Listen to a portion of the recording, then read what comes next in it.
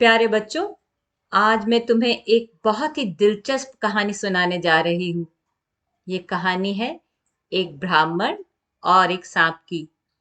दोनों की दोस्ती कैसे बनी और फिर क्या हुआ, यही इस कहानी का मजेदार हिस्सा है। तो चलो ध्यान से सुनो।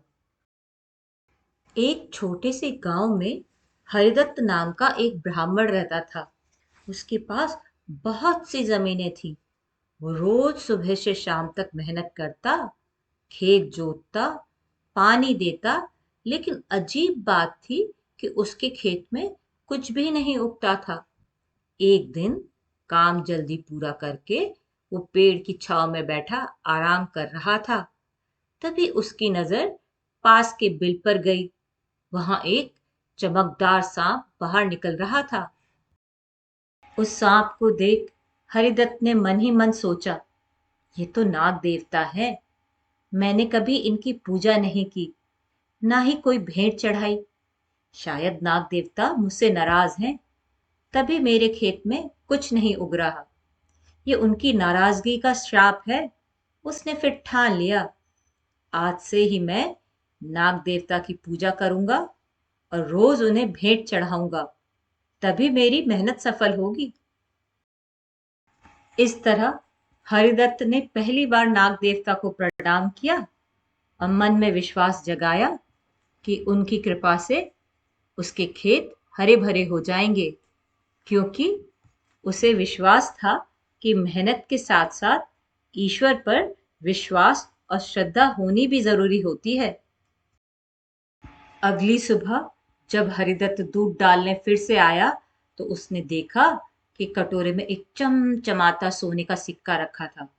वो बहुत चकित हुआ और समझ गया कि नाग देवता ने उसकी प्रार्थना स्वीकार कर ली है और उसे सिक्का आशीर्वाद के रूप में दिया है। हरिदत्त को एक दिन दूसरे गांव में जरूरी काम से जाना पड़ा।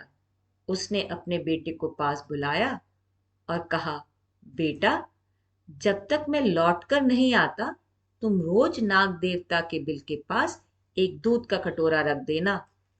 अगले दिन से बेटे ने वैसा ही किया। उसने एक दूध का कटोरा बिल के पास रखा। शाम को जब वो कटोरा लेने गया, तो उसमें सोने का सिक्का चमक रहा था। बेटा बहुत खुश हुआ और सिक्का घर ले आया। जब दूसरे दिन बेटे ने फिर से एक दूध का कटोरा सांप के लिए रखा और शाम को फिर से सिक्का मिला, तो वो आश्चर्य में पड़ गया। और अब बेटे के मन में लालच भरा विचार आया। उसने सोचा, अगर रोज एक सिक्का मिलता है, तो बिल के अंदर तो बहुत सारे सिक्के होंगे। क्यों ना मैं नाग देवता को मार दूं और सारे सिक्के निकाल लूं। तब तो मैं तुरंत बहुत अमीर बन जाऊंगा। अगले दिन ब्राह्मण के बेटे ने हमेशा की तरह एक दूध का कटोरा सांप के बिल के पास रख दिया और वो नाग देवता का इंतजार करने लगा। जैसे ही नाग देवता दूध पीने बाहर निकले, बेटे ने लालच में आकर डंडे से उनके सिर पर जोर से वार कर दिया। सांप बहुत घायल हो गया। दर्द से तड़पते हुए उसने क्रोध में ब्राह्मण के बेटे को काट लिया। बेटा तुरंत वहीं मर गया।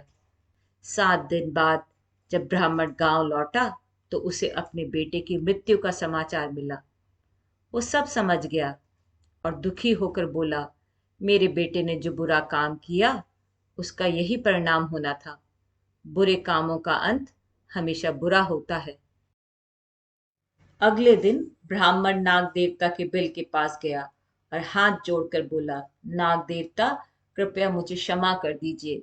मेरे बेटे ने बहुत बड़ी गलती की है।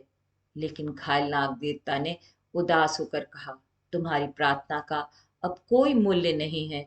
मैं ही तुम्हें सारी सुख समृद्धि देता था, पर तुम्हारे बेटे ने मुझे मारने की कोशिश की। अब तुम्हारी मित्रता स्वीकार करना मेरे लिए असंभव है। उस दिन के बाद नाग देवता ने ब्राह्मण की कोई मदद नहीं की। Moral of the story: Friendship once mistrusted can never be trusted. दोस्ती में एक बार विश्वास टूट जाए, तो उसे फिर से पाना आसान नहीं होता। बच्चों, दोस्ती एक बहुत ही कीमती रिश्ता है। अगर इसमें विश्वास टूट जाए तो उसे दोबारा जोड़ना बहुत कठिन होता है। जैसे नाग देवता ने ब्राह्मण की मदद करना बंद कर दिया, वैसे ही जब कोई दोस्त धोखा देता है तो उस पर फिर से भरोसा करना मुश्किल हो जाता है। और ये कहानी हमें यही सिखाती है कि हमें अपने दोस्तों के साथ हमेशा ईमानदारी और भरोसे से पेश आना चाहिए, क्योंकि सच्ची दोस्ती विश्वास पर टिकती है।